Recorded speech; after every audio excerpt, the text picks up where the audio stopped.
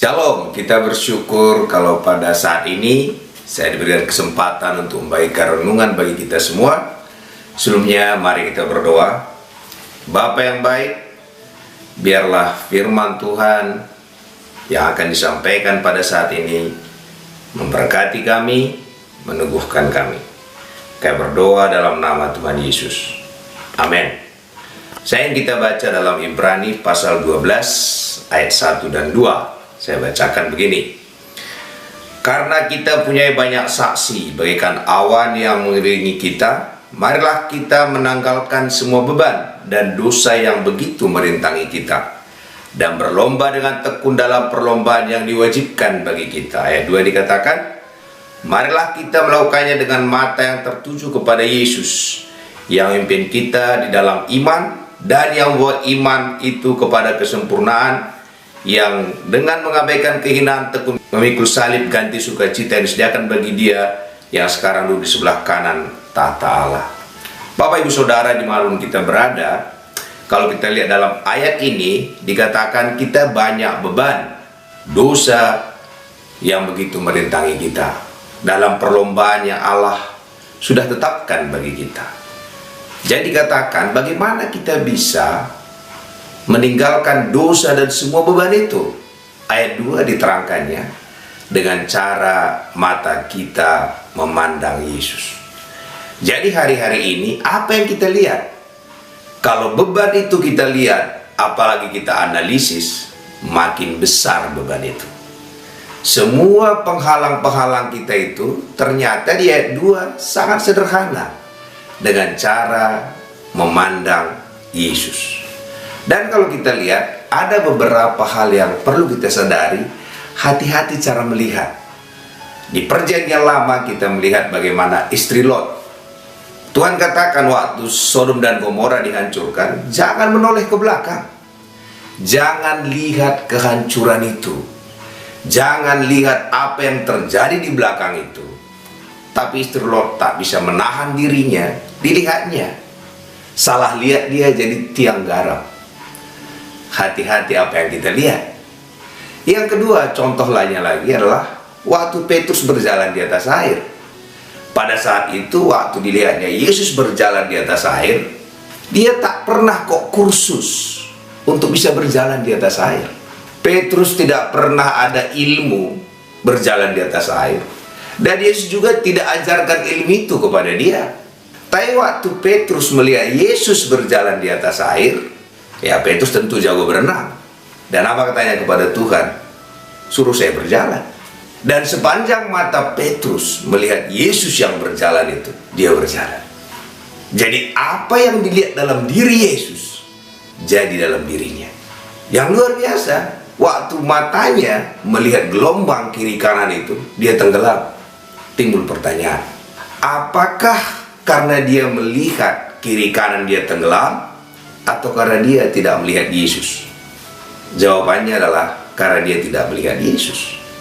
Gelombang itu dari awal juga tidak menjatuhkan dia. Badai itu tidak menjatuhkan dia, sepanjang matanya memandang Yesus. Hari-hari ini pun banyak sekali badai dalam kehidupan kita. Badai virus ini yang sedang terjadi, badai keuangan. Badai itu adalah bagian dari perjalanan kehidupan kita. Dalam sejarah manusia akan selalu ada badai. Jangan-jangan kita terlalu sibuk menganalisa badai itu. Kita mulai hitung-hitungan, kita mulai analisis segala sesuatu tentang badai, tentang penyakit, dan semuanya itu benar. Benar. Petrus itu kalau dianalisis tak mungkin berjalan di atas air, itu benar. Mau siapapun suruh berjalan di atas air, itu benar. Kalau juga mungkin adakan penelitian keuangan kita, gara-gara krisis ekonomi ini akan jatuh, itu benar. Mungkin penyakit juga, usia kita segini akan kena penyakit, itu benar. Tapi waktu mata kita memandang Yesus, itulah kebenaran. Maka waktu Petrus memandang Yesus, semua fakta-fakta sekelilingnya tak menghalangi dia berjalan di atas air itu. Di mana kita berada hari ini, saya nggak tahu fakta apa yang sedang kita alami. Mungkin dokter sudah katakan tidak mungkin ada harapan. Mungkin kita juga sudah mengatakan kepada diri kita, keuangan kita juga mungkin tidak ada harapan. Tapi tahukah saudara, ada Yesus sumber pengharapan kita. Dia kekal dan Yesus tidak tergantung krisis ekonomi. Yesus tidak tergantung dengan semua apa kata pakar itu. Yesus itu jauh lebih hebat dari segalanya. Saya menantang kita memandang Dia. Apa yang kita lihat dalam diri Yesus itu menjadi bagian kita. Waktu Petrus melihat Yesus berjalan di atas air, maka Petrus berjalan di atas air. Waktu kita melihat Yesus sebagai penyembuh, kita disembuhkan. Waktu kita lihat Yesus membawa semua beban kita dilepaskan. Saya mengajak, dimanapun kita berada hari ini, ambil waktu untuk memandang Yesus. Karena dialah jawaban segala-galanya. Contoh selanjutnya, suatu hari di perjanjian lama itu, orang Israel itu bersungut-sungut. Bapak Ibu pasti dengar cerita itu. Waktu mereka bersungut-sungut, maka Tuhan mengizinkan ular mematok mereka. Dan waktu mereka dipatok oleh ular itu, maka Musa disuruh Tuhan untuk membuat ular tembaga. Tuhan tidak katakan, Tuhan tidak cari obat penawar racun. Tidak. Jadi tidak dikatakan kasih makan obat ini, obat racun ini, enggak. Ada beberapa hal sini perlu kita belajar. Yang buat mereka dipatok ular itu adalah kesalahan mereka. Kenapa? Karena mereka itu bersungut-sungut. Dan obatnya bukan pakai obat-obat racun, yaitu hanya memandang ular tembaga yang Musa dirikan. Dikatakan Tuhan, setiap yang memandang ular tembaga itu, dia sembuh. Tapi kalau kita lihat, kalau kita lagi dipatok ular seperti mereka itu, pasti mereka bicarakan. Mereka mulai cari kambing hitam, itulah gara-gara ini. Mereka mulai buat penelitian. Kenapa kita dipatok ular? Mungkin penelitian apa obatnya? Semua mati. Tapi waktu mereka memandang Yesus, memandang ular tembaga itu, mereka sembuh. Itu dalam Yohanes 3:15. Ayat 16-nya ditulis, sama dikatakan, karena begitu besar kasih Allah akan dunia ini, sehingga Dia telah mengaruniakan anaknya yang tunggal, supaya setiap orang yang percaya kepadanya tidak binasa, melainkan beroleh hidup yang kekal. Kalau kita lihat di sini, waktu ilustrasi ataupun persamaan yang diambil dalam Yohanes 3:16 itu tadi adalah dari ular tembaga itu. Jadi hari ini pun sama. Dikatakan karena begitu besar kasih Allah. Itulah jawaban buat semua masalah kita. Maka harusnya kita fokus bukan tentang kebinasaan dunia ini.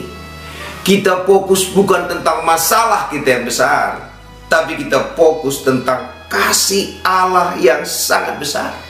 Dan waktu kita fokus kepada kasih Allah yang sangat besar, dalam buku 1 Yohanes dikatakan, kasih yang sempurna melenyapkan ketakutan.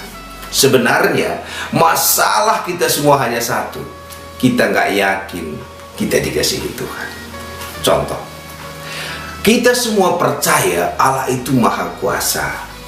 Semua kita percaya Allah itu penyembuh. Semua kita percaya Allah itu baik.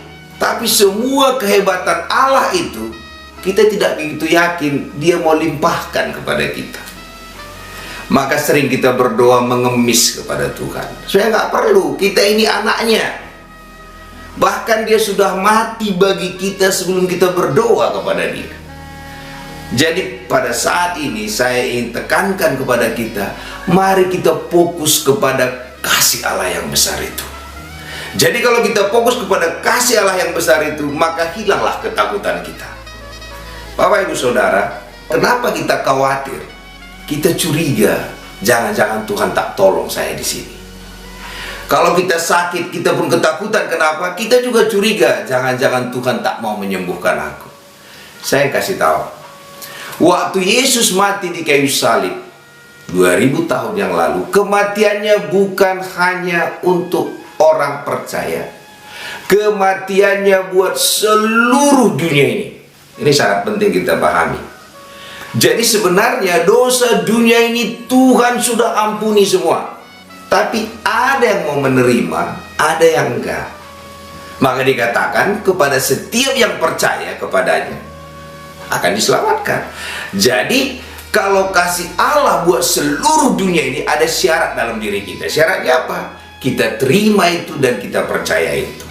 Yang kedua, apa yang sudah Yesus kerjakan. Kalau kita percaya bahwa kasihnya buat seluruh dunia ini, keselamatan buat seluruh dunia ini, kesembuhan juga sama.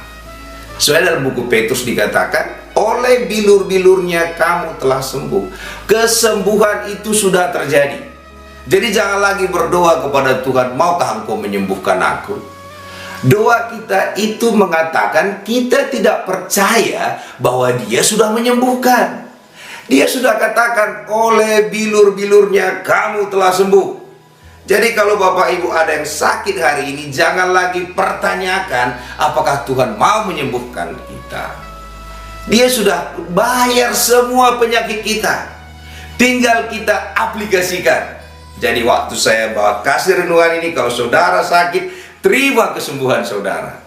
Kesembuhan diberikan cuma-cuma, sebagaimana keselamatan cuma-cuma, karena semua itu dibayar di kayu salib. Apa yang dibayar di kayu salib itu syaratnya hanya satu, kita terima dengan iman. Kita lihat cara menerima Yesus bagaimana. Mengaku dengan mulut, percaya dalam hati. Cara menerima kesembuhan juga sama, mengaku kita telah disembuhkan. Dan semakin kita perkatakan itu, kita dengar, iman kita muncul. Bukan karena kesembuhan belum terjadi, tapi kita butuh iman untuk menerima itu. Dan ini berlaku dalam segala hal. Dikatakan dalam Alkitab, Dia sudah miskin agar kita menjadi kaya. Jadi kalau kita mau terima juga kekayaan dari Tuhan, silakan. Tapi kalaupun tidak apa-apa. Tapi semua itu Tuhan siapkan.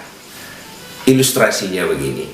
Kalau kita makan di Parasmanan, itu saya pernah diajak makan di Parasmanan dan sudah dibayar semua. Dan apa yang kita makan?